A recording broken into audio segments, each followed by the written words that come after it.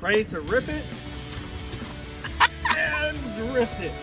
On today's episode, we're gonna be doing something real cool. We're gonna be doing oil cooler on my drift car CTS-V. Let's finish off these sleeves. Let's get to it. On this project, we're gonna be working on the drift car CTS-V, and I wrote out all the steps that we're gonna be doing. So the first step is gonna be disconnecting the battery. Next step, remove bumper, mount the intercooler, mount the cooler adapter, run the lines from that adapter, trim the lines up front, attach, fill the oil cooler with oil, and check your dipstick. Start and check for leaks, recheck the oil, then final step, reinstall the bumper. So alright, let's get this cooler in. Alright, so we're going to start off by taking off these clips, but first, I'm kind of hungry, so it's snack time. We gotta get some cookies in. There's never actual cookies in this stinking thing. There's always yarn, needles, and this time it's gonna be bolts. So let's get started on it.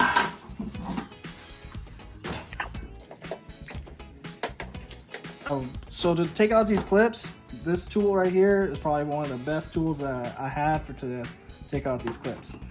Always a pain in the butt if you don't have something like this.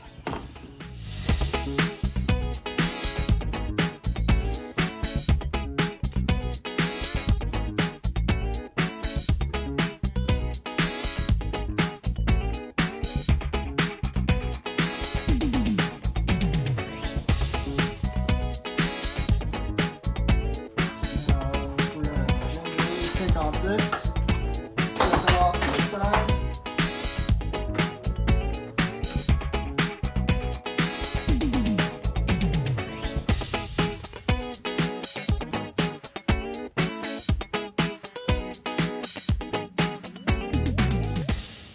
Alright, so with those top ones done, oh, see, there's always that guy. There's always that one guy that you miss.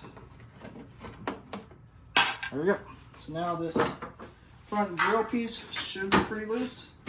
So now I've taken off and on this bumper 1,000 times, and it being a drift car, I only put one bolt on the outside, so if we're doing something crazy and I'm running inches from the car and the bumper wants to fly off, it's only going to rip one bolt off.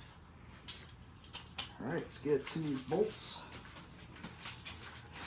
Y'all met my shop dog, Zero?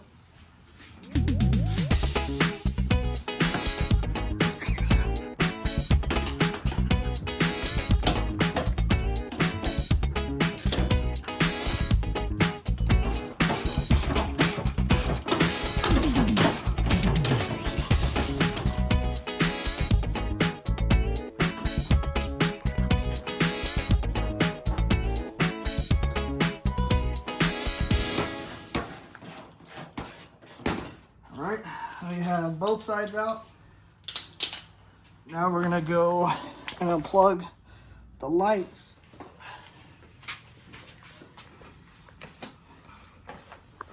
Alright, now we'll take off the bumper real nice like. After you take off another set of lights, which I always forget.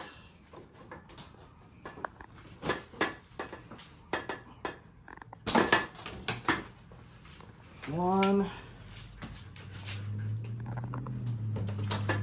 and two.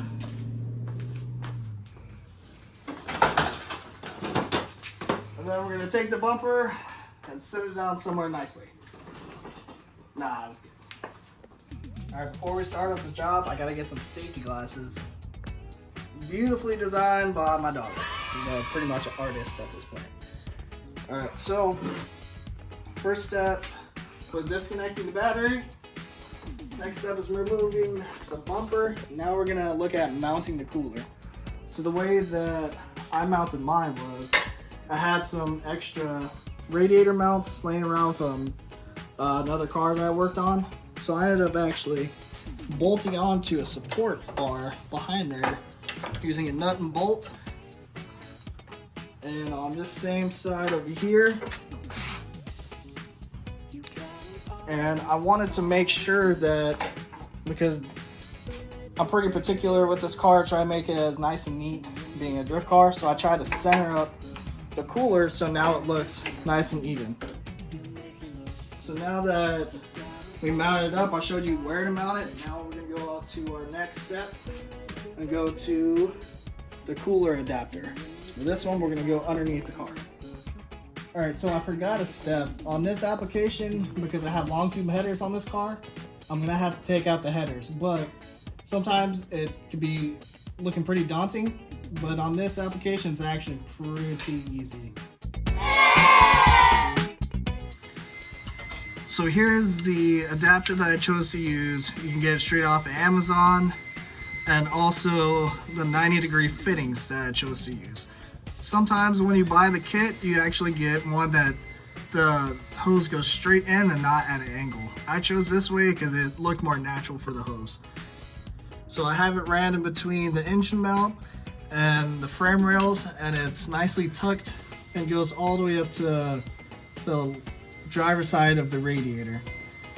My next step with this is to attach some heat wrap on it so that way it doesn't get hot since it's sticking right next to the header. Alright, so now that we got off the header, which in this car what we run is the long tube Kooks headers.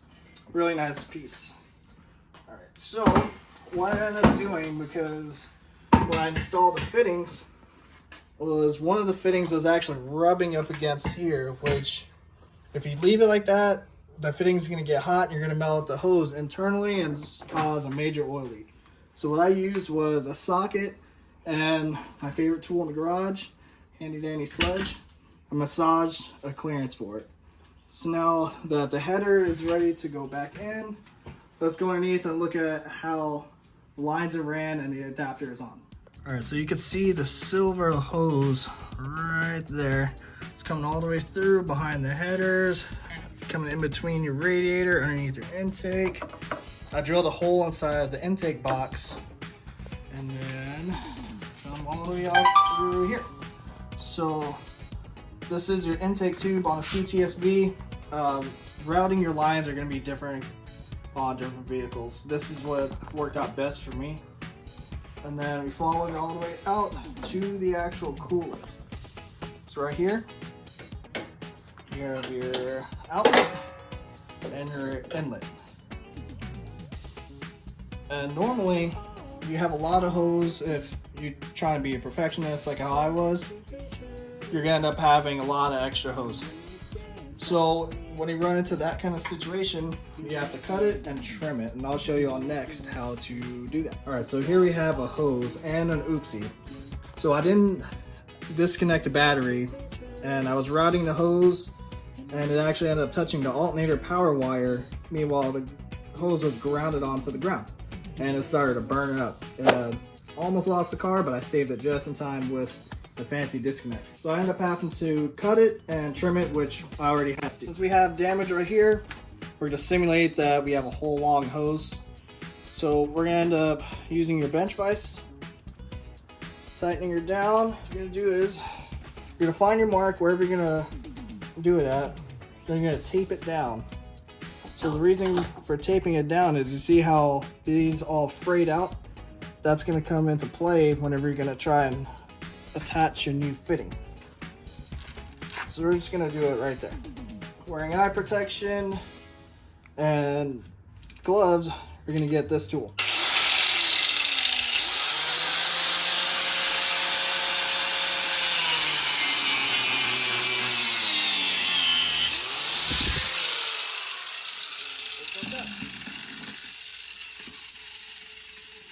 So now you have your old piece out, and you have your cut piece. So then after that, with your other fitting, you're gonna go ahead, and this part might be a little difficult because you're still gonna have some fray up. Right, so now that you started it all the way around, you can use your vice grip, and because I don't really care about this fitting anymore, you can always put a paper towel around it to save your anodized finish. And and shove that thing all the way in as much as you possibly can.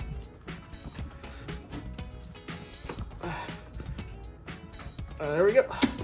So you want to check inside of there and see where your hose ended up. You want it to butt up all the way into there.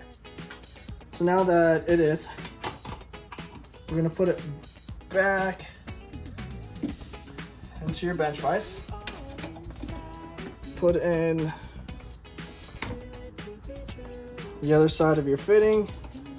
Screw that on.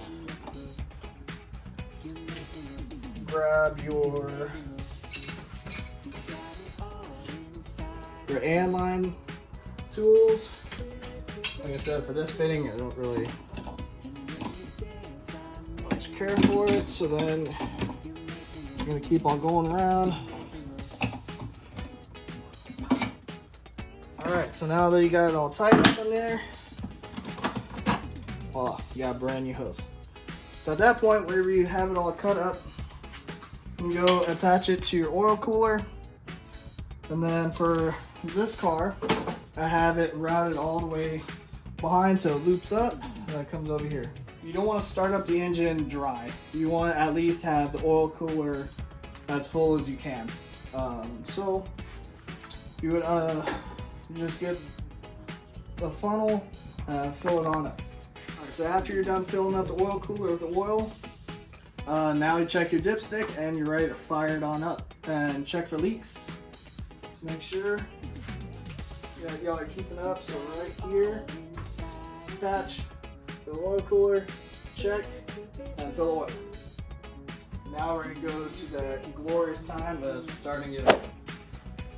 So we're gonna turn on the disconnect switch, hop on in.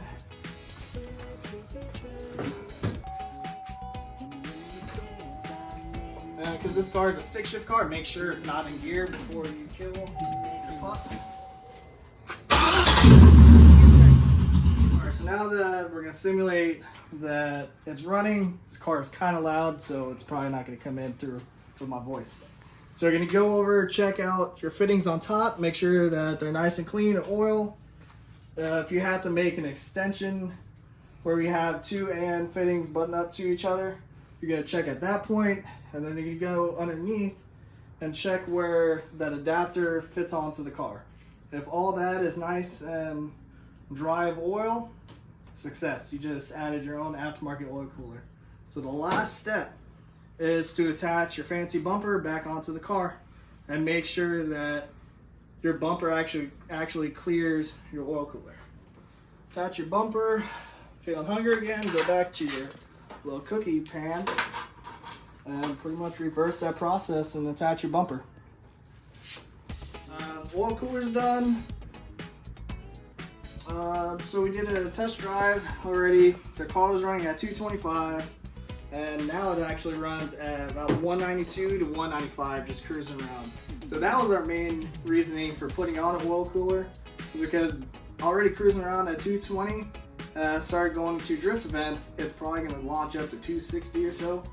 And the hotter your oil gets, the thinner it gets, the more oil pressure that you lose. So that's why we went ahead and put on an oil cooler on this piece. When I said the headers was easy, nah, it wasn't.